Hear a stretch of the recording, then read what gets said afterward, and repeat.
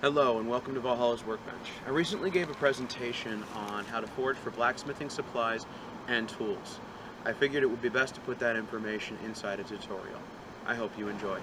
When I'm looking for blacksmithing supplies, I have one place that I go to first.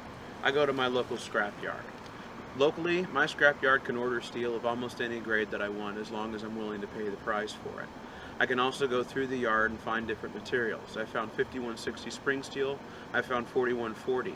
There's a great deal of material out there. I do have to warn against rebar, though. The reason I warn against that is because rebar's grade is based on its structural ability, not what's in it. So you kind of have to treat it like wrought iron. My second source for materials and supplies, specifically tools, is secondhand stores and estate sales. At estate sales, I find what I call grandpa tools. Usually these are tools sold when grandpa, well, passes away. They're great. They're made a lot better than what you can find modern. Secondhand stores, much the same kind of thing.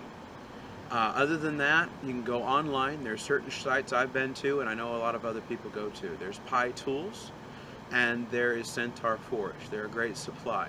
There's several other websites that you'll find as you explore and look for blacksmithing tools, particularly anvils.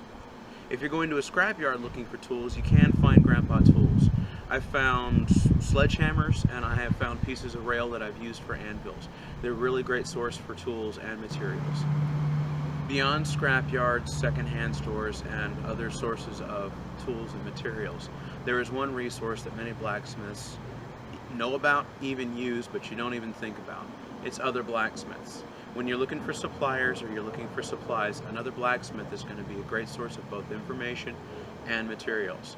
I can personally attest to that. I've had a journeyman that I've worked with several times. He's gotten me in touch with suppliers and materials that I need to get a hold of. Either he's had them on hand or he told me where to find them. Just remember, do your research first. Like I said about the rebar, you can't rely on what it is. And if you buy something from the yard in the scrapyard, you do it at your own risk.